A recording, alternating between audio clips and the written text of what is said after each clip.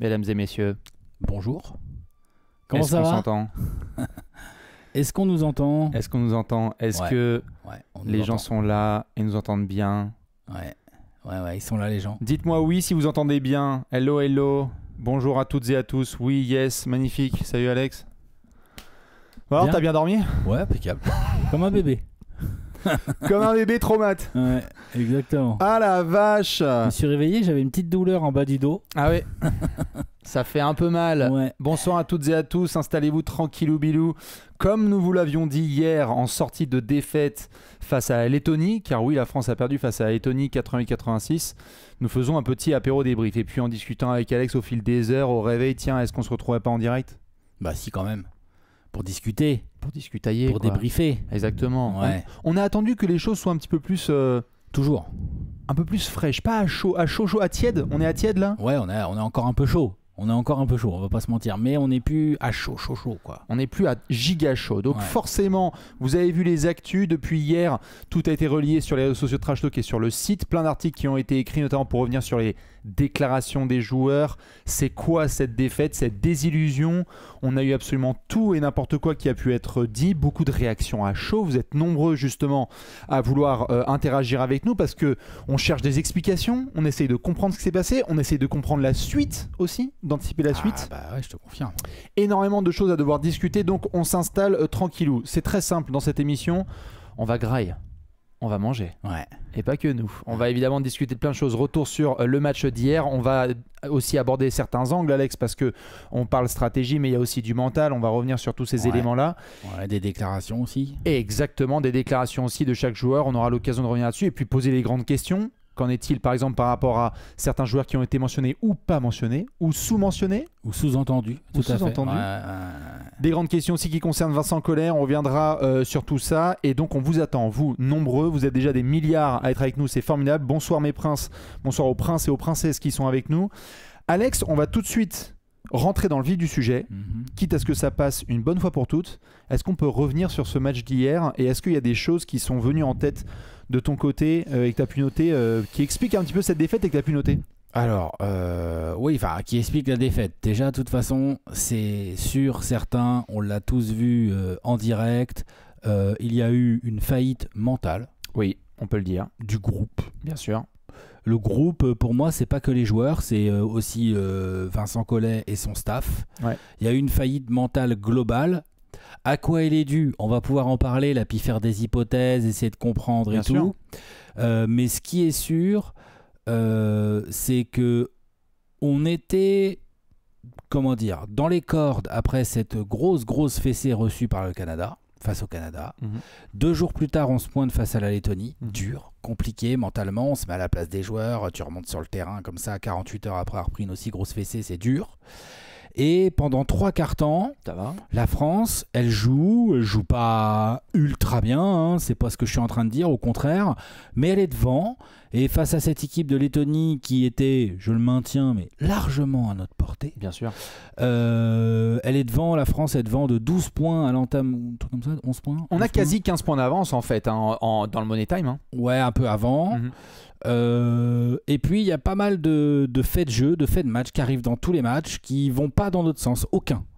Déjà, il y a Nando De Colo qui se fait s'énerve exclure, sur ouais. une clé de bras, qui se fait exclure. Moi, je suis d'accord avec tous ceux qui ont dit que cette exclusion était beaucoup trop sévère et que, Certains ont parlé de tournant d'ailleurs, bien sûr. que cette deuxième antisportive n'était pas méritée et qu'elle a vraiment un peu scellé le score du match. Peut-être. À ce moment-là, la France a encore 9 points d'avance, si je dis pas de bêtises. Tu perds pas sur ça. On est encore en place. On peut pas dire que Nando De Colo soit dans le match de sa vie. Alors, On peut pas dire que c'est lui qui nous portait et que du coup les arbitres nous ont enlevé notre joueur qu'il fallait pas nous enlever et tout sur ce match-là. Donc moi je veux bien qu'on dise que cette expulsion est trop sévère et que c'est un mauvais coup de sifflet et tout. Je suis assez d'accord, franchement, je trouve ça bien abusé, même si, comme je l'ai dit en live, garde tes nerfs, Nando. Faillite mentale en fait. oui, bien sûr, bien sûr. Garde tes nerfs, ouais, il Lui tire et sur le d'autres bras. hein, d'ailleurs. Hein. Lui et d'autres, mais ouais, il te tire sur le bras, c'est vrai. Mais à ce moment-là, tu dois penser qualification. Donc il te tire sur le bras, tu dois être plus fort que ça et penser qualification et éviter ce mauvais geste qui te coûte un coup de sifflet, ouais, une expulsion imméritée certes, mais en tout cas elle est là au final, elle pouvait être évitée. Et puis après il y a ce qui se passe ensuite. On a des laitons qui font ce qu'il faut faire. Ils forcent pas les tirs, ils vont driver, ils trouvent quelques paniers faciles, ils nous poussent dans nos retranchements en défense jamais, hein, et ils nous obligent à prendre des tirs un peu casse-croûte parce que notre mouvement de balle, on va venir sur la tactique après, notre mouvement de balle, en fait je sais même pas pourquoi on emploie ce terme, il n'y en a pas. Non. Et là, ça s'effrite tout de suite, ça tombe, body language, épaule basse, ça regarde ses pieds, ça se bat plus et ça se laisse manger. Pour en arriver à un finish tout serré, qu'on a été incapable de gérer. Et c'est vrai que ce qui est hyper étonnant, c'est que s'il y a bien une équipe qui nous a montré pendant des années, en termes d'expérience, de joueurs qui ont vécu, c'est pas des gars qui sont là depuis avant-hier, quoi. Il y en a qui ont peut-être vu notamment le best-of que Nathan a fait un peu des commentaires du live.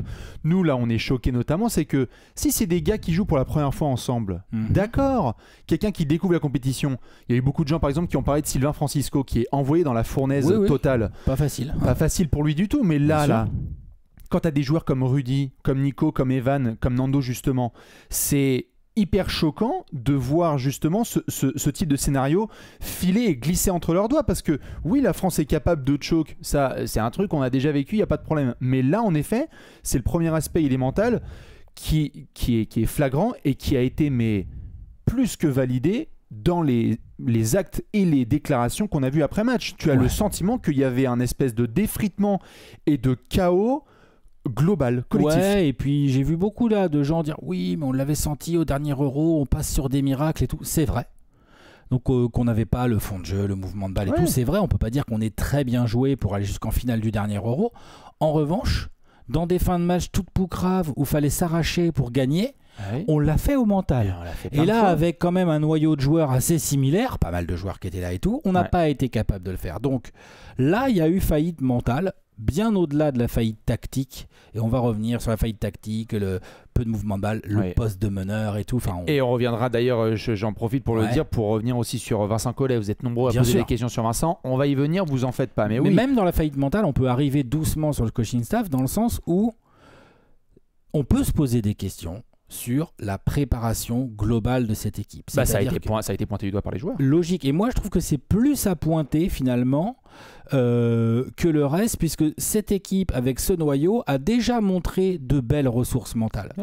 Les joueurs ont l'expérience pour ces moments-là et tout. Donc, cette faillite mentale, elle fout les boules parce que elle débarque comme ça, on est choqué. Moi, c'est ce qui m'a le plus choqué parce que c'est ce à quoi je m'attendais le moins. C'est-à-dire quand je vois la France pas bien jouer, quand je vois Evan Fournier qui fait un super match mais qui a tendance après à se coincer un peu tout seul dans la défense lettonne qui est pas non plus, je veux dire, ça va. Non, bien sûr. C'est pas les Bulls 96, hein, tu vois ce que je veux dire, genre, sûr. Ça va. Il y a moyen d'attaquer sur ces gars et pas les bons ballons et tout, on est d'accord. Mais surtout, c'est le côté baisser les bras, se mettre à prendre les vols de tir, les pertes de balles. Combien de ballons on a perdu contre la Lettonie, je veux dire, beaucoup trop. Et ça, c'est de la concentration, c'est de la discipline. Il y en a 20, je les ai sous les yeux, là, il y a 20 ballons perdus. C'est beaucoup trop. Donc c'est un match de 40 minutes. On va en revenir au poste de meneur. Je pense que ça peut aider d'avoir un meneur gestionnaire de niveau international pour ce genre de match, on est d'accord, mais la faillite mentale, elle est là, elle est dans la rigueur, elle est dans la discipline, elle est dans l'entente globale dans ce groupe. C'est ça qui est choquant. Et c'est ça qui nous coûte le match face à la Lettonie avant tout. Tu peux pointer du doigt une chose, et souvent la réaction qu'on a, et c'est normal, quand on est extérieur à tout ça et qu'on est tous spectateurs de ce type d'événement, souvent on cherche une raison. On cherche souvent un élément, une sorte de bouc émissaire ou bouc mystère pour ceux qui veulent. Où tu cherches un bouc émissaire et tu dis c'est la faute de ça. Mais là, c'est multifactoriel. Il y a énormément de choses à prendre en compte. C'est-à-dire que oui, en effet, quand on voit les déclarations qui ont lieu, et on va vous les montrer notamment sur des avis sur la prépa. Moi, j'ai vu que notamment dans les colonnes de l'équipe, dédicace à Yann Onona et Amaury qui sont là-bas sur place. Les pauvres, Yann, Amaury, Rémi Réverchon, Jacques Monclar, Yann Casil, ceux qui sont sur place, compliqué.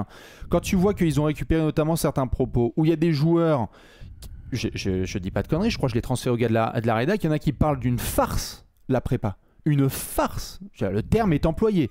Alors un joueur qui a gardé apparemment anonymat, mais où on parle d'une farce, c'est que donc déjà, pour préparer la compétition, on n'est pas sur la même longueur d'onde. Ça peut arriver évidemment dans le sport de se prendre des branlées, c'est ce qui s'est passé face au Canada, très bien. que tu aies pas ce genre de ressort ensuite, on peut pas mettre ça sur un manque d'énergie ou d'inexpérience ou quoi que ce soit. Plein de gens ont mentionné par exemple les histoires de rebond. Où tu sais, on était là, on était complètement ouf de dire putain, mais qu'est-ce qui se passe ? Intensité, agressivité. Quand un groupe est bien, est aligné, s'entend et tout, ce n'est pas une question. C'est pas une question, les histoires de rebond ou de rotation défensive. Quand tu fais confiance à un tel et à un autre et que ça va bien, ce n'est pas un sujet, c'est pas un débat. Et après, tu peux perdre sur machin qui met 35 points, un laiton qui devient en feu, ça arrive. Non, ça arrive. Et puis, vraiment, ce groupe a craqué, a lâché. Ben oui. C'est au-delà du sportif. Et c'est là qu'on va en arriver doucement à Vincent Collet et au coaching staff, notamment sur une des phrases que Nico Batum a prononcées lors de son interview d'après-match à chaud là, au micro de Rémi sur Bein. C'est-à-dire que on a tous, beaucoup, on a retenu le côté Nico Batum qui fait clairement allusion aux soucis entre la Fédé et Thomas Hurtel. Et c'est vrai que Thomas Hurtel, c'est pas forcément le sauveur, mais c'est un meneur d'expérience, poste 1, tient la balle et tout, qui connaît ce genre de moment. Je rappelle qu'il y a presque 10 ans maintenant, Thomas Hurtel cloquait des gros shoots à Madrid sur la tête des Espagnols. Au dernier Euro, il nous a pas fait que rêver, mais il nous a aussi apporté des grandes choses. On l'a appelé Kyrie Irving. Exactement. Et Nico Batum, là, il dit, je l'ai noté, il dit « Ce match caractérise un peu ce qui s'est passé depuis 5-6 semaines. » Ce qui s'est passé depuis 5-6 semaines. De la part de la part du capitaine, quoi. Enfin, si Nico dit ça, c'est quoi ça ? Tout à fait. Vous pouvez retrouver évidemment. Ça fait flipper, ça. Ça fait hyper peur. T'as raison. Vous pouvez retrouver évidemment les déclats de Nico au micro de Rémi Réverchon. Pas facile comme moment parce que on le sent qu'il a vraiment, il a la pomme dans la gorge. Il a envie de chialer. Il le sait. C'est la dernière Coupe du Monde pour lui. C'est la Coupe du Monde. Elle est foirée. Il a tout donné pour ce maillot. Il lui reste plus que les Jeux Olympiques. Bon, c'est pas complètement rien non plus. Mais c'est vrai que ce terme-là, en sortie de match, et que ce soit aussi limpide dans la bouche de Nico de dire c'est un reflet, une réflexion de ce qui s'est passé depuis 5-6 semaines, c'est que là, c'est que la devanture. Qu'en est-il de ce qui s'est passé réellement ? C'est ça. Parce que là, c'est la devanture, c'est vraiment pour être bien publiquement. Et Nico s'est toujours bien exprimé publiquement. Donc, si là, il lâche, si un mec comme Nicolas Batum, qui a toujours été clean, lâche comme ça, c'est qu'il y a du sale derrière. C'est qu'il y a des trucs qui sont pas cool derrière et qu'on va peut-être découvrir dans les prochains jours. Est-ce que c'est uniquement une histoire de choix de joueurs et de bisbilles avec la Fédé ? Est-ce que c'est aussi, comme j'ai vu des gens le pointer, genre la faiblesse des oppositions qu'on a eues pendant la préparation ? C'est multifactoriel. Ou du coup, on arrive, la prépa, elle est un peu trop confortable, quoi, on va dire, elle est un peu trop confortable en termes de match. Et puis, quand on arrive face au Canada qui nous rentre dans la bouche, ou à la Lettonie qui joue le plus grand match de son histoire, parce que finalement, eux, ils se qualifient. Enfin, la Lettonie, ils n'ont pas un palmarès de fou furieux sur le basket, tu vois. Tout à fait, le live letton, là, Trash Talk Lettonie, là, eux, ils sont comme des malades, là. Eux, t'en penses quoi ? T'as bien dormi ? Ils sont comme ça, tu vois, genre voilà, normal. Bien sûr. Mais bon, on n'est pas là pour dire du bien de la Lettonie, c'est pas l'histoire du tout. Et d'ailleurs, bravo à eux. Enfin, je veux dire, c'est un match qu'ils ont pris comme des grands, grands garçons doivent prendre. Je suis d'accord. Mais en gros, prépa trop confortable. Groupe bancal, le groupe et les joueurs tâtonnent, mentalement il y a une faillite, il y a également une faillite en termes de coaching et elle n'est pas que tactique, elle est également mentale, c'est-à-dire que donc cette équipe n'était pas préparée comme il fallait pour une Coupe du Monde, alors que ça fait donc, comme l'a dit Nico, 5-6 semaines qui sont en prépa. Tout à fait, et ça fait plus de 5-6 ans, même le double que Vincent Collet est à la tête de ce groupe. Venons-en à monsieur Vincent Collet, parce que comme je disais à l'instant, on cherche souvent un bouc émissaire et souvent on se dit tiens, premier qui va sauter, c'est le coach, etc. Oui, quand t'es le capitaine du bateau et que ton groupe n'est visiblement pas prêt pour ce mondial, on peut dire c'est tel joueur, ainsi un tel, mais là ça s'est vu. On était complètement fou de certains choix qui ont été faits. Sur le premier match, très bien, ok. La première mi-temps, elle était là, mais la deuxième, c'était un cauchemar. Du coup, derrière, factuellement, il n'y a même pas besoin d'avoir été en interne ou de comprendre les choses. Quand sur le deuxième match, on a dit tiens, sur l'entame, un petit Francisco ou un Tarpey, tant mieux, encore heureux, c'est l'heure. Mais qu'ensuite, sur la fin de match, parfois on s'est regardé, on a vu des line-up, on a dit Tarpey n'est pas sur le terrain. Lui n'est pas là. Cordinier qui avait le temps de jeu, il est plus là. Ou finalement, il vient pour essayer de stopper une hémorragie. Isaac Cordinier, à qui je dois tellement de respect parce qu'en fait, c'est un gars qui est envoyé dans la fournaise alors que c'est pas lui qui a le plus d'expérience sous ce maillot bleu. Un peu comme au premier match contre le Canada, tu sais, où à un moment il y a Tarpey qui rentre et on le voit tout de suite, il arrive sur Shai Gilgeous-Alexander, Ah oui. et on se marrait en disant Tiens, tiens, calme-nous ça, s'il te maintenant plaît. qu'il est en feu, tu peux défendre sur lui, s'il te plaît. Tu vois donc, et ça, pour moi, ça ne peut pas être mis au débit des joueurs. Ça Non. doit être mis au débit du Non. coaching staff. Bien sûr. C'est-à-dire que les joueurs ont craqué mentalement sur le terrain, et ils auraient dû et pu faire mieux, mais clairement, il y a un gros défaut de préparation, il y a un défaut d'anticipation, il y a un roster bancal, il y a vraiment Il y a- beaucoup de choses à redire Ouais. sur le taf de Vincent Collet et de son staff qui amènent à des grandes questions. Bien sûr. Du genre, il y a eu des gens qui disent oui, il est trop tard, à 1 an des JO, on va pas changer le coaching staff et tout. Bah pourquoi pas? Pourquoi pas après. Alors là, c'est quoi l'histoire? Va falloir attendre parce que peut-être au JO on va faire ceci, cela, donc on va se dire ah bah non, c'est bon, on continue. Non, c'est sûr. Non, Bah, mais c'est sûr. franchement, C'est sûr que tout peut être envisagé. Maintenant, on va y revenir aussi parce que la grande question Collet out ou pas, ça veut dire aussi, bah, comme vous le savez, hein, quand on en parle en NBA ou comme dans n'importe quel autre sport, tu ne vires pas un coach sans avoir une solution derrière. Attention aussi. D'accord, mais Faudra peut-être qu'il avoir faut la aussi. chercher la solution. Et il faut la chercher certainement la Parce que solution. Tu vois, c'est-à-dire, Mais bien je sûr. comprends ce que tu dis, hein, mais donc dans ce cas-là, on fait quoi? Ah ben on n'a pas trop cherché de solution, donc Non, tout à on fait. garde notre coach. Non, ce que je dis juste, c'est que, évidemment, je suis d'accord avec toi, mais ce que je dis juste, c'est attention aussi à pas être parfois dans la précipitation et de mettre un plan B, parce qu'il faut savoir aussi qui est à la décision des plans A et des plans Ah bah B. ça, on est bien d'accord. Parce que si tu mets la mauvaise personne, notamment derrière quelqu'un comme Vincent Collet, attention, là les conséquences peuvent être dramatiques et pas juste pour 1 an. Donc moi, si tu veux, pour Vincent Collet, quitte à parler de lui longuement, Ouais.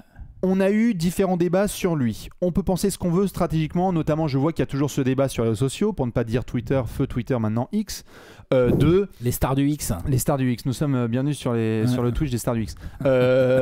Bah, moi j'ai 90 000 ou 99 000 followers. J'ai eu Du coup, peur je du début de la Je suis phrase. une star du X alors. Ah bah tout à fait, bah moi j'en ai 500 000, je peux te dire Tu qu'il vois, va falloir. voilà. Non mais Vincent Collet est là depuis très longtemps. Il y a 2 pans de discussion. Il y en a un respectueux, je trouve, de son taf, qui est de dire tous les jours de l'année et de la vie, on aurait pris une médaille d'argent aux Jeux Olympiques, 2 médailles de bronze au Mondial, 1 euro remporté, 1 euro en médaille d'argent, etc. Non mais il y a des résultats, il y a des médailles. Il y a des résultats. Il y en a d'autres aussi, Alex, qui disent avec autant de talent, super les médailles, mais il n'y en a pas assez en or. On peut discuter, Ça peut discuter. du niveau du palmarès et du bilan de Vincent. On peut discuter de ce bilan. Est-ce Bien que c'est sûr. assez, pas assez? Il y a des médailles, il y a un titre européen. Il y aurait pu y avoir d'autres titres, ils n'y sont pas. On sait que Vincent Collet, les finales, désolé, mais c'est pas non Bon, il plus. y a un bilan. Il y a un bilan en finale, pardon, mais. C'est comme ça. C'est pas non plus dinguissime. Ah non, hein. je te confirme. On va pas se raconter de ça. Est-ce qu'il en a gagné une? Je veux bien qu'on compte toutes celles qu'il a perdues. Ouais. Donc c'est un vrai sujet. Donc non, moi personnellement, je suis plus dans le camp, et c'est pas forcément pour faire du bashing ou quoi, c'est pas vraiment le sujet. On a quelqu'un qui est à la tête du groupe France, qui est sélectionneur de l'équipe de France depuis 14 ans, je crois, si je dis pas de bêtises. Peut-être aussi que le basket a évolué, le coaching a évolué, sûr. des angles d'attaque et des angles de défense ont évolué, et qu'à un moment donné, il y a besoin d'une autre voie Oui, mais dans ça le c'est vestiaire. sûr. Mais Pour ça, c'est moi, indéniable. un groupe qui a une telle faillite mentale Non, mais oui. est un groupe qui n'adhère plus à son coach. Tout à fait, dont le coach a perdu la poigne. Ça serait de la NBA ou de l'Euroleague, on dirait bah faut qu'il dégage. Ah non, mais il n'y bien aurait sûr, pas bien de sûr. discussion de savoir si dans 1 an on Et pourra jouer d'ailleurs, le titre bien ou sûr, quoi. bien sûr. Et d'ailleurs, il y en a qui ont vu là, il y a un extrait qui est sorti là, que j'ai relayé sur le compte Twitter de Trash Talk, vous pouvez foncer le voir si vous voulez, de l'entraîneur, notre ami entraîneur grec, qui a allumé en plein temps mort un de ses joueurs parce qu'il y avait eu 2 box-out qui avaient été ratés de suite pour 2 rebonds offensifs américains. Et il y en a plein qui, pour moi à juste titre, ont dit mais alors ça, dans nos rêves. Parce que ce n'est pas notamment dans la manière de faire de Vincent Collet. Ouais, mais Et là, oui, cette équipe en avait besoin. exactement, on s'est souvent marré des Pozzeco et d'autres en Italie qui sont capables aussi de dire mais je veux pas d'excuses en fait, je vais vous rentrer dans la gueule, je vais te dire quand il y a des choses qu'ils veulent pas, que tu veux pas entendre. Je pense que on est tous alignés, je crois, sur le fait qu'il faut une nouvelle voie. Ouais. Ça, je pense qu'il n'y a pas trop de débat là-dessus, il faut. Ouais, je suis d'accord. Il faut pour comme tu as dit, pas contre Collet, mais pour l'évolution de cette Et équipe. il y a des coachs. Et il y a des coachs, Il y tout à a fait. des coachs, on peut trouver un coach. Et coacher l'équipe de France de basketball, Non, mais bien sûr. excusez-moi, Avec c'est Wemby pas qui une arrive. punition non Oui, oui. plus. Et puis avec Wemby qui arrive, c'est plus que pas une punition. Hein, Et c'est- puis, pour c'est un sacré dériver truc. un tout petit peu du sujet Collet, ça serait peut-être l'occasion aussi à un nouveau coach d'arriver et de dire Evan Fournier, Rudy Gobert, vous êtes des leaders ou vous êtes des gars qui flanchaient forcément quand le groupe flanche? Comment ça se passe? Vas-y, développe. Bah, c'est quoi ces 2 matchs de Rudy Gobert là? Oui, parce que Evan, je vois pas le. Non, Evan, je suis chié parce que sa fin de match contre les Lettons m'a un peu énervé, Oui, mais voilà, en toute honnêteté, oui. sa première mi-temps contre le Canada, s'il n'est pas là, le match est déjà fini. Et grâce Là, à ils ont lui, fait un match, là, et sa qualité offensive et ses excellents choix et sa qualité de tir, on a une attaque qui fonctionne à peu près contre la Lettonie. Non, Evan, je suis chié là-dessus, c'est vrai. Mais Rudy, même Nico Batum, même Nando De Colo. Et Nicolas avec ça assumé d'ailleurs, il l'a dit. Putain, franchement. Ouais, désolé. Là, à un moment donné.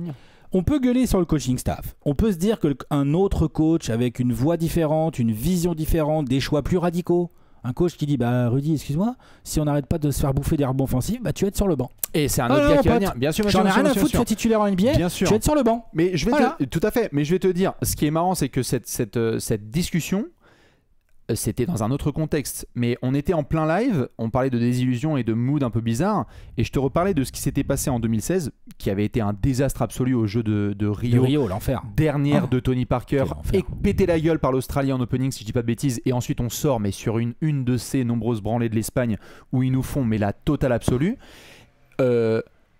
Evan qui se demande pourquoi est-ce qu'il n'était pas en équipe de France et qui voulait le maillot bleu pour les Jeux Olympiques. On était dans une transition post-Air Tony Boris, et il fallait voir justement qui allait rester. Et on avait déjà eu un souci et des discussions à l'époque sur avoir justement ce genre de voix et ce genre de leadership d'entraîneur qui est capable de dire c'est comme ça, pas de traitement de faveur ou de bon bah on va pas trop je vais pas trop te faire de mal. Si un entraîneur, la plus grande qualité respectée par des grands joueurs, c'est quand ils sont entraînés dur. Il doit trancher. Tous les grands joueurs adorent être entraînés dur. C'est un respect de leur travail. Et donc je dis pas que Vincent Collet n'entraîne pas dur ses joueurs, mais là, il y a une différente classe d'entraîneurs et on a besoin de quelqu'un qui soit capable d'être dur avec les joueurs. Il doit trancher et il doit s'adapter, et en cours de match, il doit y avoir des choix forts qui sont faits. On voit tous les grands entraîneurs faire des choix forts à un moment ou un autre. Et au début, on se dit waouh, c'est cool ce qu'il fait, machin. Ouais. Et en fait, derrière, bah, quand c'est un grand entraîneur et que c'est bien pensé, bah, ça paye. Bien sûr, bien sûr. Et donc là, j'en reviens à mes leaders, parce que c'est vrai qu'on peut... Moi, je suis vraiment partisan, un an ou pas des JO, je m'en fous. Moi, je serais super partisan de Vincent Collet. Merci, super taf, extraordinaire. Tu seras ad vitam aeternam au panthéon du palmarès de l'équipe de France de basketball. Il n'y a pas de souci là-dessus. Indéniable. Par contre, bah désolé mon poteau, ça sera pas toi l'entraîneur au JO 2024 à Paris. Je m'en bats les mains. Je prends justement là, je pose la question un petit peu, et si j'ai vu mon cher Onliax qui est là, et finalement je fais la bise à tous les copains et copines qui sont là dans le chat. Vous êtes hyper nombreux à vouloir réagir. Je vous pose la question à vous, s'il y avait un sondage qu'on pouvait faire. Vincent Collet out, oui ou non? C'est-à-dire, est-ce que pour vous, et vous pouvez répondre juste oui, ne serait-ce que dans le chat, est-ce que pour vous ça doit sortir maintenant? Est-ce que Vincent Collet doit partir maintenant? Ou est-ce que selon vous, c'est... Voilà, t'as ta réponse. Je crois que t'as ta réponse dans le chat. Voilà, non mais bien sûr. Et c'est en fait, moi, la question, c'est pas oui ou non. Je crois qu'on est d'accord là-dessus. C'est le maintenant ou dans un an. Parce que je comprends le maintenant, et je comprends aussi certains joueurs qui sont capables de dire, parce que c'est des joueurs d'expérience intelligents, qui sont capables de dire aussi, si on est arrivé aussi loin dans plusieurs situations, c'est parce qu'il y a eu un projet de continuité. C'est une réalité. Il y a eu un projet de continuité où certains joueurs ont été choisis devant d'autres. On peut ne pas aimer qu'il n'y ait pas, par exemple, des Kianese ou d'autres machins en équipe de France. Il n'empêche que lorsqu'il y a eu toujours du Nando, Nico et les autres, on a eu des résultats. Maintenant, là, par exemple, il n'y a pas eu Andrew Albici, il n'y a pas eu d'autres garçons. On aurait pu prendre tout un tas d'autres joueurs. D'accord, mais Nando De Colo, là, on a vu qu'il est sur le déclin. Là, on l'a vu de nos yeux. Bien sûr. Nico Batum, il le dit lui-même. Il dit c'est ma dernière Coupe du Monde. Il dit ça pas parce qu'il en a marre. Il dit ça parce qu'il a 35, Nico Batum, et que bah il a une très longue et magnifique carrière derrière lui, et qu'il sait qu'il va aller jouer les JO à Paris dans un an, et que derrière bah il va donner sa retraite internationale. Et franchement, ultra mérité. Le type va arriver gentiment à 200 sélections en équipe de France ou quelque chose comme ça. Donc bon. Voilà, c'est magnifique. Mais il y a un moment, pourquoi on ne se pose pas la question aussi pour les coachs? Moi, j'ai absolument aucun problème à voir des gens dire bah oui, bah peut-être aussi que Vincent Collet, ça fait plusieurs fois qu'on en parle. Vincent Collet, est-ce qu'on le garde, est-ce qu'on le garde pas et tout? Et est-ce que justement, ça serait pas le moment de dire bah tu sais quoi, lui aussi, il a fait son temps Bien à sûr. la tête des Bleus. Indéniable. Ça me fait encore une fois penser à 2016. On a cette transition, on essaye de voir. C'était le même cas avec Tony et avec Boris notamment, où ça n'a pas été forcément hyper facile.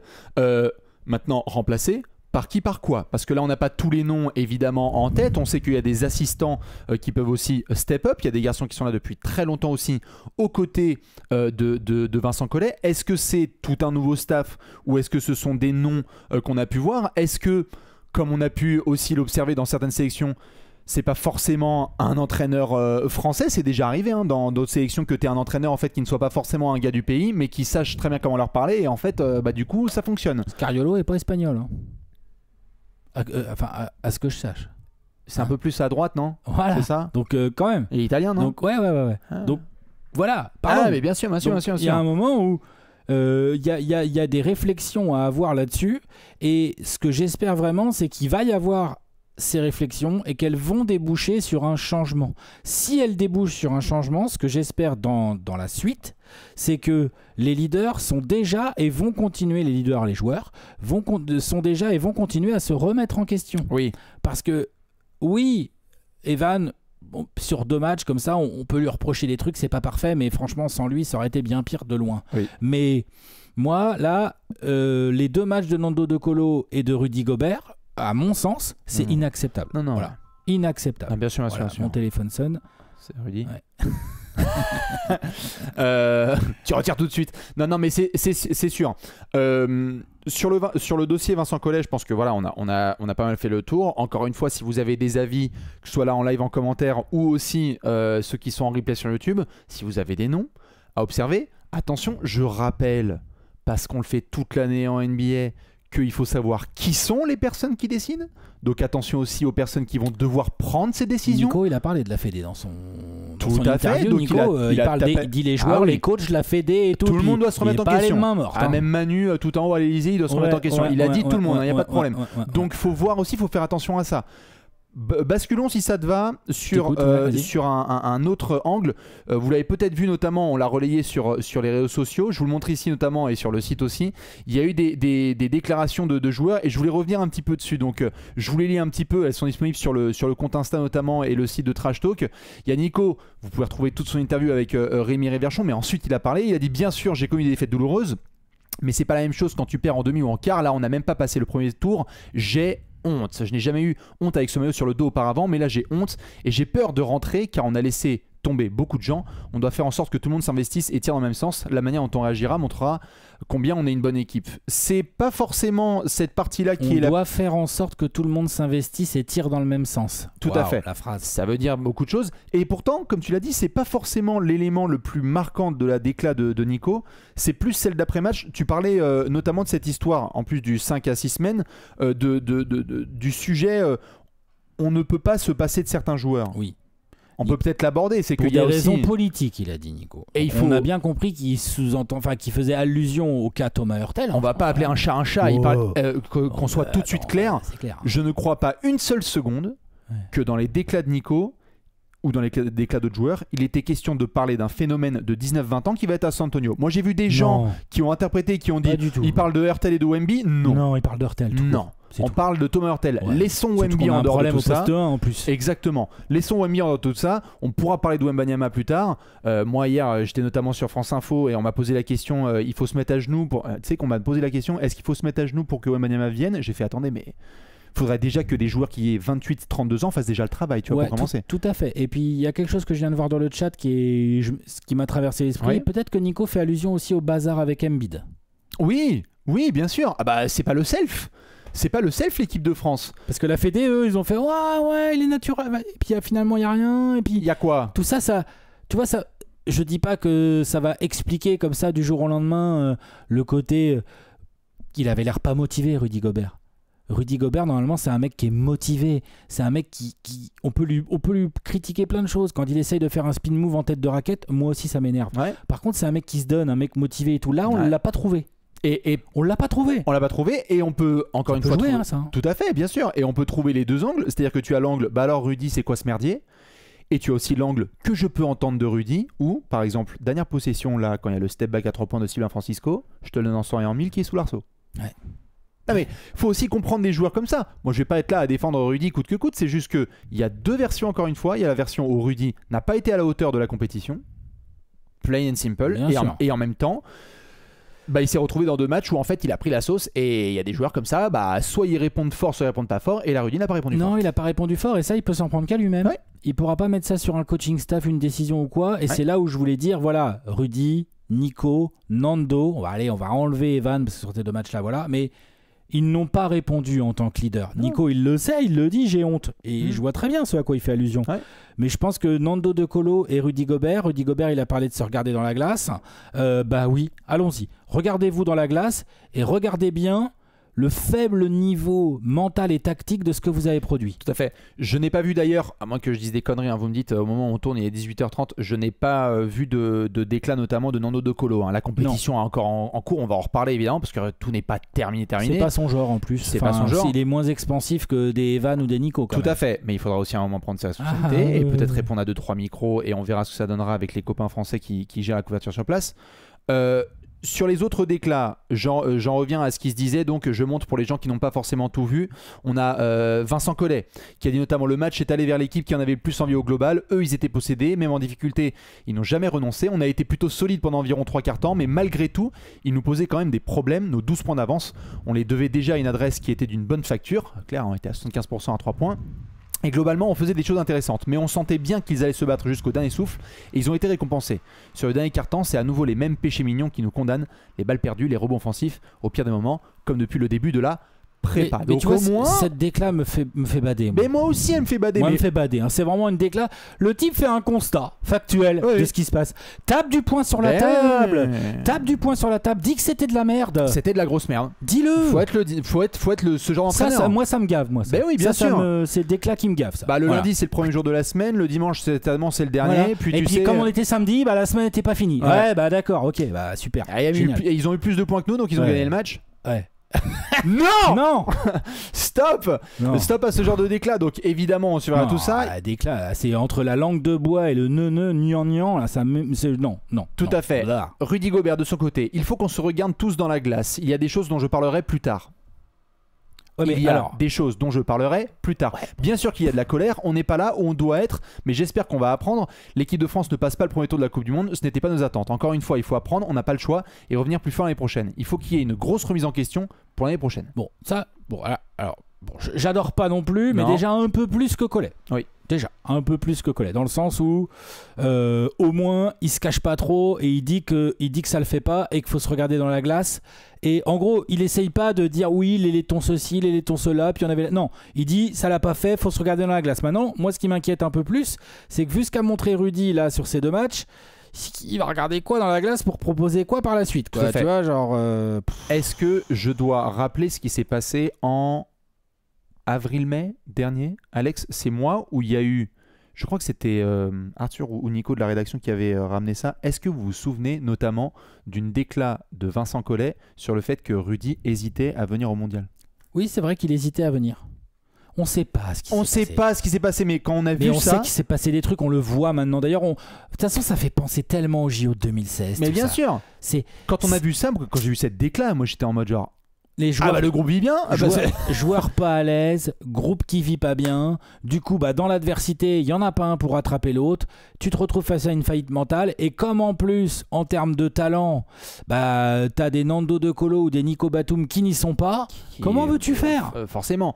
Et alors pour finir, la déclat de monsieur Vavan, Evan Fournier, qui disait lui de manière sèche, on l'avait vu après le match, il avait dit contre le Canada, on s'est fait botter le cul. Là, il a dit sur l'antisportif de Nando Colo, je ne vois pas ce qui se passe. Mais on ne peut pas mettre la défaite sur le dos d'une faute antisportive. Ce qu'on a montré, c'est ce qu'on vaut aujourd'hui. Je ne crois pas dans les grandes phrases comme « on vaut mieux que ça ». Tu vaux ce que tu fais. On se prend une branlée et là, on perd de peu contre une équipe lettonne. Il faut qu'il y ait une grosse remise en question pour l'année prochaine. On est vice-champion olympique et d'Europe et on sort au premier tour. Chaque année différente à son histoire. Là où il a... Bon, c'est ma déclaration préférée des 3 que tu viens de nous montrer. Mais loin, sans blague. De loin. C'est aussi pour ça que, comme on le disait, Evan, on le met de côté par rapport à tout ça. Et là où il marque un vrai point, c'est qu'il y a quelque chose qu'il ne faut pas oublier là-dedans. C'est que même si on est tous vénères et tout, le sport de haut niveau, c'est aussi ça. Ah oui. C'est des succès et des échecs. des succès où tu montes très haut et tu as l'impression que tout va bien et que tu es intouchable, et des échecs où tu as l'impression que tu as de la merde plus haut que la tête. Il n'y a pas de Redeem Team sans Athènes. Hein. Alors, par exemple, et toutes les grandes équipes ont connu la misère avant. Toutes les grandes nations ont eu quand même des trous d'air. Ça arrive. Donc, à un moment donné, c'est pour ça que je dis qu'au niveau joueur, il faudrait savoir et regarder et comprendre ce qui s'est passé à l'intérieur du groupe. Mais je ne suis pas sûr qu'il faille faire trop tout péter au niveau joueur. On a quand même un noyau de gars qui a fait des choses ensemble. C'est pour ça que moi, je push plus finalement pour, même si ça peut paraître parfois bizarre et que ça leur donne peut-être pas assez de temps pour travailler, mais je pousse plus pour un changement de coaching staff. Oui. Moi, ça là-dessus, je suis d'accord. Les joueurs, il faut aussi voir ce qui se passe en termes de représentation. C'est-à-dire que des joueurs comme Rudy, comme Nico, etc., ils sont aussi depuis très longtemps investis dans le projet Paris 2024. C'est des gars qui veulent leurs Jeux Olympiques à domicile, qui poussent énormément pour essayer de faire en sorte que le basket se développe, etc. Donc, pas de punition, pas de conneries comme ça. C'est des joueurs qui sont investis depuis longtemps. Par contre, si un entraîneur arrive et dit très bien pour ce que tu as fait notamment, ok, Paris 2024, par contre ton rôle, frérot, si t'es pas au niveau, il y a quelqu'un d'autre qui va prendre ta place. Et si un nouvel entraîneur arrive et dit désolé mais moi je sélectionne pas Nando De Colo et Elio Kobo parce que ce sont des combo gardes, aucun des deux n'est un vrai poste 1 qui tient bien la balle et ça m'intéresse pas, j'ai besoin d'autre chose à côté d'Evan Fournier et de Nico Batum, tu sais quoi, pas de problème, vas-y. Pas de problème, tout à fait. Vas-y. Ça me fait penser... penser... ne sera pas collé. Bien sûr. Ce qui me fait penser d'ailleurs à un sujet qui a été mentionné par pas mal de gens, que ce soit dans le chat, là, bisous à ceux qui nous rejoignent maintenant ou même sur les réseaux sociaux ces dernières heures, c'est la MEN. La France, depuis des années, a le droit notamment à beaucoup de joueurs de talent et de développement sur des secteurs type plutôt forward où on a limite c'est pas qu'on a dit qu'on avait trop, mais il y a une période, Alex, de l'équipe de France au début des années 2000 notamment ou avant, où putain, essayer d'avoir des très très bons intérieurs, no disrespect envers ceux qui ont été là sous le maillot bleu, mais où on rêvait d'avoir autant de joueurs comme des Gershon, comme des Rudy, comme des Mathias Le Sort en sortie de banc, etc., qui puissent être là. Le poste 1 représente une vraie interrogation. On a quelques gars qui sont là, comme des Franck Nikina, comme des Thomas Hurtel, comme des Nando De Colo, Elio Kobo, mais on ne sait pas si c'est plutôt un ou deux, Sylvain Francisco qu'on vient de voir, ou du Kylian Hayes. C'est quoi l'état des lieux un petit peu? Parce que Jacques Moncler en a beaucoup parlé sur Bein, tu ne peux pas être dans une grande compétition comme ça sans un poste 1 en 2023 qui est bien défini. Bien défini et qui est un vrai poste 1 gestionnaire. Ouais. Moi, c'est pas contre Nando De Colo, c'est juste que je pense que Albici aussi, c'était par défaut notre poste 1 dans cette compétition et que c'est un rôle qui ne lui convient pas. Limite, dans ce cas-là, tu me le mets en 6e homme. Ce que d'ailleurs Vincent Collet a tenté maladroitement en deuxième mi-temps contre le Canada. Mais c'était trop tard. C'est pas là que tu tâtonnes. Bien sûr. C'est pas là que tu commences à tâtonner. Quand t'es à -3 à la mi-temps d'un match énorme, là tu tâtes. Tu vois, tiens, je vais tenter un truc. Non, mais c'est dans ce sens-là que je veux dire. C'est que il va falloir qu'il y ait des choix beaucoup plus tranchés. Là, on est beaucoup trop sur du mi-figue, mi-raisin. On verra bien, on espère que ça va tenir. Tu gagnes pas des grosses compétitions. Non, bien ça. sûr. Il y a l'envie de pas froisser. On l'a vu notamment face au Canada où tu sais, à un moment, on commentait en direct et on a dit putain, si ça se passe comme ça, si on était coach, on mettrait les 5 titulaires sur le banc pour envoyer un message. On voit parfois des entraîneurs qui font ça, qui ne veulent pas le taf, faites ça. Vincent ne l'a pas fait notamment. Sur le poste de meneur, il y a un vrai sujet et on va voir sur les prochaines années. Des garçons qui sont talentueux, il y en a, mais il va falloir surveiller aussi comment la France s'articule parce que oui. Embiid et Wemby, super, génial, moi j'adore, si ça fonctionne bien, oui en effet t'as une raquette de malade. Par contre, non, désolé, des grandes compétitions où t'as pas un poste 1 qui est stable. Puis Embiid il viendra pas, si. Enfin, je crois pas moi. Pourquoi pas? Je sais pas. On verra. J'ai des doutes et puis je pense que c'est pas le bon truc sur lequel s'appuyer. Moi je m'appuie pas dessus, mais par contre même rien que Victor Wemby, Wembanyama, l'élu. Il lui faudra un meneur aussi. Exactement, et puis ça ne sera jamais que sa première grande compétition internationale. Donc c'est quoi? On espère quoi? Enfin, tu vois, je dis pas qu'il a pas le talent ou quoi, mais faut arrêter de croire que Joel Embiid va venir parce que rien n'est moins sûr. Et faut arrêter de penser que Victor Wembanyama va régler tous nos problèmes. Il nous faut un vrai meneur attitré qui soit le titulaire du poste 1 en équipe de France au JO de 2024 à côté d'Evan Fournier et de Nico Batum. Tout à fait. Bon, en ce sens, sur les extérieurs, je veux dire. Tout à fait. En ce sens, il n'a pas le profil offensif et quelque part ça pourrait être pas mal. Un joueur comme Frank Ntilikina qu'on a vu qui avait été superbe face à Team USA en 2019, qui avait rentré des gros tirs, qui a un bout de potentiel, c'est un peu difficile pour lui en NBA. Il est cadenassé dans cette espèce de rôle il se blesse, il devait y être. Et il devait y être. Ça a été d'ailleurs une perte assez importante. On n'en parle pas assez, mais c'est une vraie perte, Frank, parce qu'en termes défensifs et de ce qu'il peut apporter à la main, c'était pas mal. Est-ce que Frank, ça peut être par exemple une option sur laquelle on doit compter, ou est-ce qu'il faut taper du poing sur la table et dire ça doit être Thomas Hurtel, arrêtons ces espèces de questions surpolitiques et ayons un joueur qui connaît les schémas. Encore faut-il que Vincent soit encore là, évidemment, et qui ait l'expérience. Est-ce que ça peut être un Thomas? Est-ce que c'est un Franck? Que dit le chat? Et qu'est-ce que t'en penses toi, Alex? Tu ferais quoi par exemple? Bon, c'est sûr qu'on a vu qu'à minima dans la rotation, la blessure de Frank Ntilikina pose des problèmes parce que lui, il aurait pu rentrer au poste 1 et même si parfois, en attaque, c'est pas d'une grande régularité, dans l'intensité défensive, et il est très long, Frank Ntilikina, c'est sûr, il aurait apporté des choses intéressantes contre les Canadiens. Je veux dire, Frank Ntilikina peut être envoyé en bout de mission sur un Shai Gilgeous ou des gars comme ça. Il peut switcher tout ce qu'on veut face au laiton. Enfin, il nous aurait apporté des choses, c'est sûr. Maintenant, est-ce que ça aurait vraiment révolutionné? Moi, je pense que c'est plus justement dans la prépa. C'est dans la prépa. Comment c'est possible qu'en une blessure de Frank Ntilikina, on arrive aussi à poil que ça au poste 1? Moi, c'est plutôt ça la question. Bien sûr, et tout à fait, au poste 1 et défensivement. Parce que Nico en a parlé aussi, je crois que c'était Nico notamment qui en parlait après la rencontre un peu plus à froid que à chaud. La France, normalement, défensivement, c'est une de ses forces. On a toujours eu des galères. Ça n'a pas été, Là, ça a été un naufrage absolu. On a pris une branlée par les Canadiens et franchement on a pris aussi des gros trous d'air par les laitons. Et si un coach arrive et dit c'est Kylian Hayes, moi j'ai envie de tenter Kylian Hayes parce que je pense qu'il a le talent, même si en NBA c'est compliqué pour lui, j'ai envie de l'avoir dans mon groupe France. Je sais pas si t'en fais ton titulaire direct, mais de l'avoir dans mon groupe, pourquoi pas? Pourquoi pas? Théo Malédon, il a des qualités, d'autres. Il a de la taille, il a de la longueur. Il a déjà montré, en NBA c'est compliqué, mais il a déjà montré que techniquement c'était un joueur sûr et tout.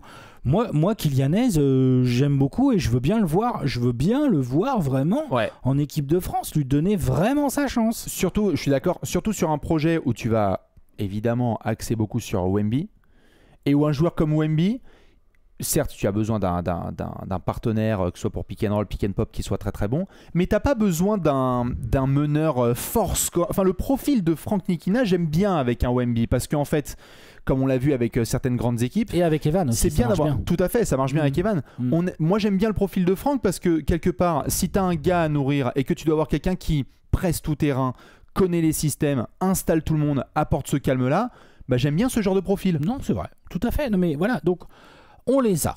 On a des profils. Je dis pas que c'est le rêve, je dis pas que ça va être devenir notre poste fort. Non, et on a les profils. Et c'est là où moi, dans la préparation, pour le coup, la tactique, où je suis très sur ma faim, parce que je trouve que j'arrive pas à comprendre l'équilibre de roster qu'on a vu. On a vu que ça n'était pas bien pensé, pas bien équilibré. Sur le bout des rotules. Là. On l'a vu.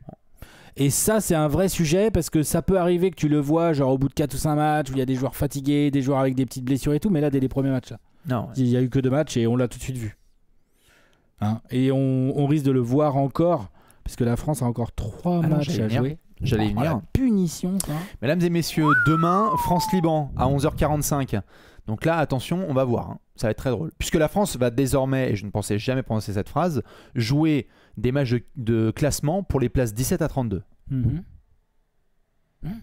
Pour des places 17 à 32, là. C'est-à-dire qu'on va être entre Michel et Sylvie, quoi. Ça va être incroyable. Donc on va jouer le Liban, et après il va y avoir 2 autres matchs. La France va jouer encore 3 matchs. Et c'est là peut-être, Alex, aussi qu'on peut en parler.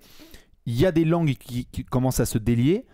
Attention à voir aussi ce qui va se passer en fin de compétition. Parce que s'il y en a aussi qui disent pas tout, par exemple Rudy, quand il dit il y a des choses que je peux pas dire ou dont je parlerai plus tard, c'est parce qu'il va pas en parler en plein milieu de la compète alors que le gars il est dans le même hôtel, etc. et de ce qui se passe. Si ça se trouve, là dans les prochains jours et dans les prochaines semaines, il y a des langues qui vont se délier. Mais la France va encore jouer des matchs là. Et clairement, et là c'est la punition pour les joueurs, c'est la punition pour le staff, c'est la punition pour nous, supporters, fans, observateurs, médias, tout ce que vous voulez. C'est comme ça, il faut vivre avec. Moi, ce que j'aimerais vraiment, parce que là ça fait 45 minutes, tu vois, je pense qu'on a fait le tour de plein de trucs et tout, même s'il peut rester des sujets, des questions. Moi, ce que j'aimerais vraiment, c'est plus d'audace. Plus d'audace. Tu vois, on parle de Kylian Hayes, bon, la blessure de Frank Ntilikina qui nous laisse à poil. Frank Ntilikina est blessé, on n'a plus rien au poste 1, mais... Me dites pas qu'on n'a pas de poste 1, on en a. On dit oui, dans les ailes, c'est peut-être pas assez d'impact défensif ou quoi. Eh ben, faisons venir tout de suite, dès qu'il est jeune, et faisons-le venir tôt en équipe de France, Bilal Koulibaly. Bilal Koulibaly, Allons-y. évidemment, bien sûr. C'est quoi le risque? Bien sûr. Et il va avoir Rizaché aussi, Zachary, Voilà. qu'on va suivre cette saison aussi du côté de Bourg. Soyons audacieux, c'est ce qu'ils font les Espagnols. Hein. Exactement. L'exemple parfait. Non, mais tu vois. Il y a des absents, mais il n'y a pas d'excuses. Les mecs, ils te foutent les jeunes, hein, et les jeunes, ils jouent. Il y a un grand entraîneur et il dit les gars, on est ensemble, on vous accueille, les vétérans, les 2-3 qui sont là, on va s'assurer d'encadrer les jeunes qui prennent la relève. Et ça donc marche. du coup, tu vois que du feu en fait. Les mecs sont champions du monde en titre, ils sont toujours là dans les grandes compétitions, donc ça passe aussi par l'entraîneur. Et donc c'est vrai que quand on doit prendre ce genre de grosses décisions, et donc parfois être en désaccord avec certains joueurs ou des agents, il faut le faire. Et donc oui, comme tu le dis là, ça fait 45 minutes. Ousmane Dieng, on me dit dans le chat. Oui, mais pourquoi pas, mais bien allons-y. sûr, Ousmane, mais allons-y. Mais il y en a, Jalen Horde, si tu veux, il y a pas de problème. Il y a plein de gars en fait, du talent, il y en a. La France est un vivier de talent incroyable. Maintenant, c'est limite si on va être choqué de plus avoir un Français dans le top 20 de la draft. Ça fait combien de fois qu'on a des mecs qui sont dans le top 10, top 15, top 20 de la draft? Ça continue. On a des mecs hyper talentueux. Dans les clubs, en Euroleague et tout, il y a des Français. Et bien sûr.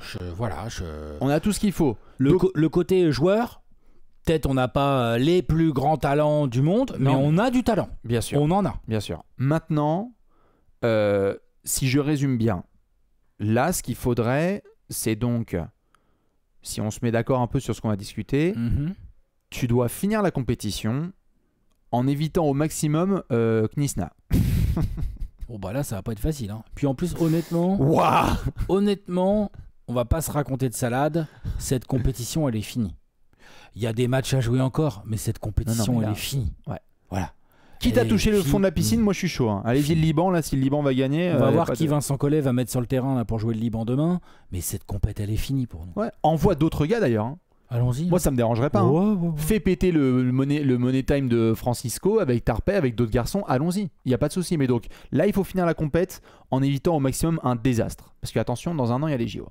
Ensuite, une fois que tout le monde a atterri à Roissy, là, il faut voir les décisionnaires et se dire, ok, est-ce qu'on reste cramponné au projet collé jusqu'à 2024 et en fait Sobit, ou est-ce qu'il faut pousser pour trouver un nouvel entraîneur? Et est-ce qu'on pousse aussi, si on veut trouver un nouvel entraîneur, est-ce qu'on pousse aussi le projet à se dire, ok, quel est le projet aussi?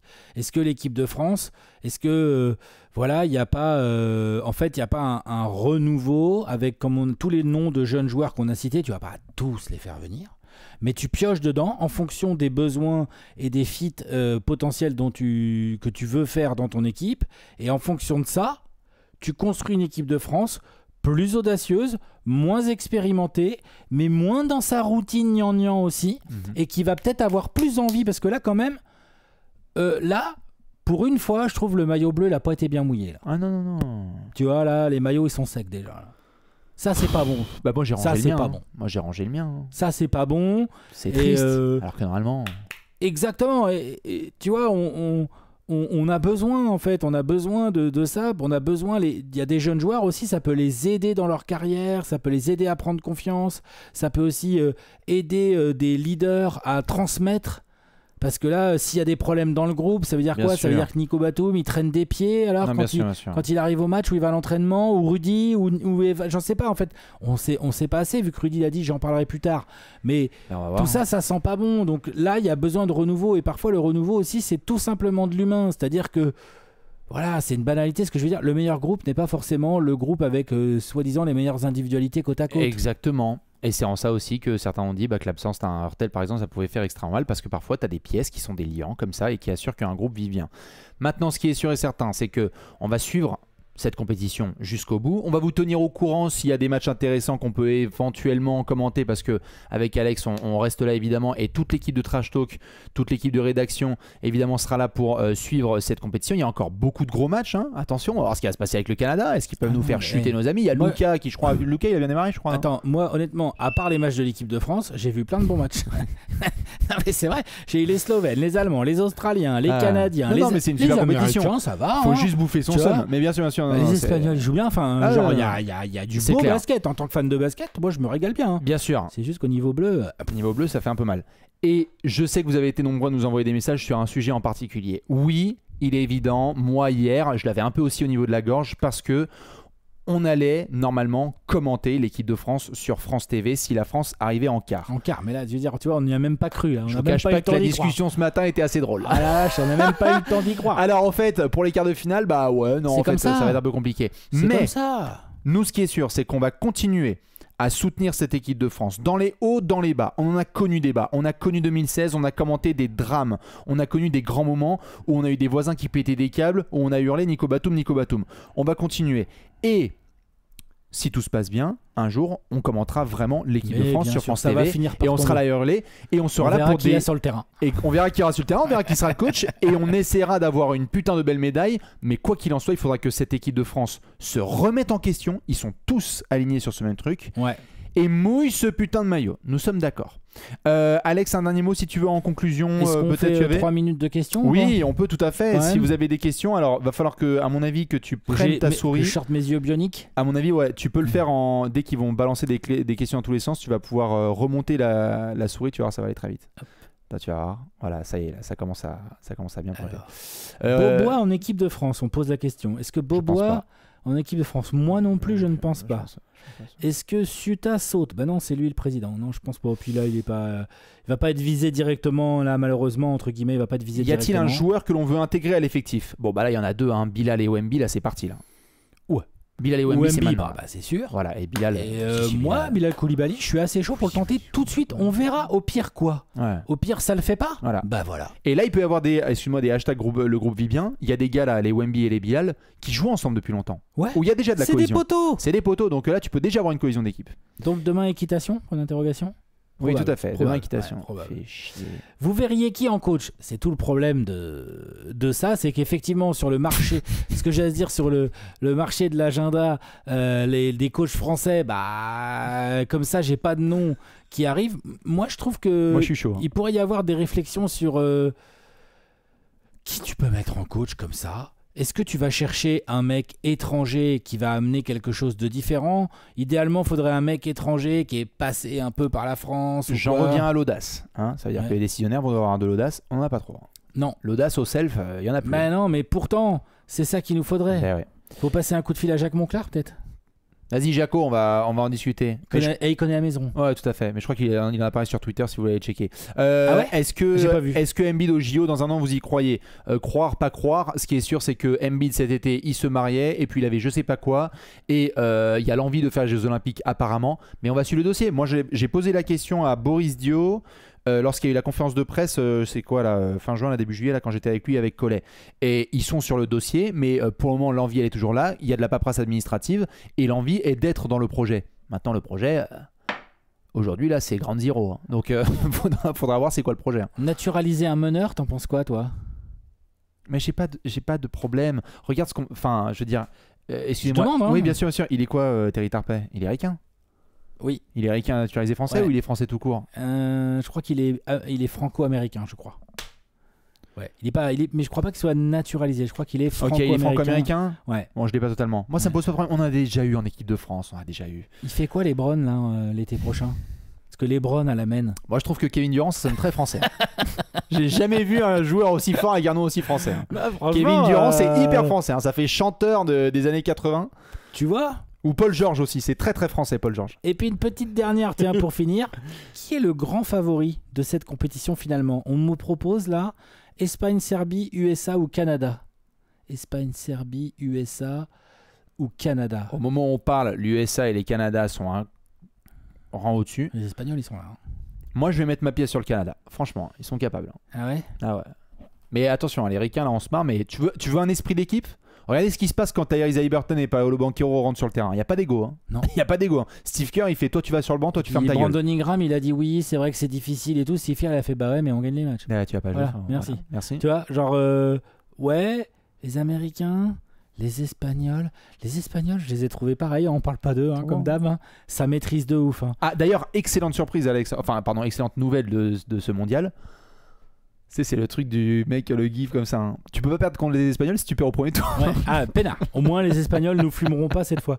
On me dit Boris Dio en coach. Je pense pas. N'empêche que Je sais pas s'il a envie, Boris. Je pense pas. Peut-être hein, que Boris nous répondra et dira qu'il aimerait, mais il faut. Boris, il est très. Enfin, comment dire. Boris, il a un QI basket extraordinaire, cerveau basket sportif, connaît tous les parents. Ça et va tout au niveau machin. légitimité, c'est pas mal. Légitimité, il n'y a pas de problème. Mais on sait qu'il faut avoir quand même cette poigne. C'est vrai. Peut-être avoir cette poigne. Quoi, tu veux dire qu'il est trop. Je pense trop que sympa Boris est un très Trop gentil, il a rond. été un joueur très rond, très gentil, etc. Très rond dans la manière de parler. Hein, c'est pas voilà. Et du coup, je pense que voilà, Ok, ce serait pas mon choix numéro 1, je pense. d'accord. Avec ok. tout le respect que j'ai pour la carte de Boris. Laurent Sierra pour avoir des requins. Ouais, non mais voilà. Hein, Non, compliqué, ok. compliqué. Non, mais c'est pas simple. Hein, je dis c'est pas que c'est simple. simple. Mais le projet est là. Mais à un moment donné, à force de dire c'est pas simple, tu te fais sortir au premier tour de la Coupe du Monde comme des merdes. Hein. Exactement. On va se remettre tous en question, hein? Ceux qui regardent ce replay, hein, on se remet en question.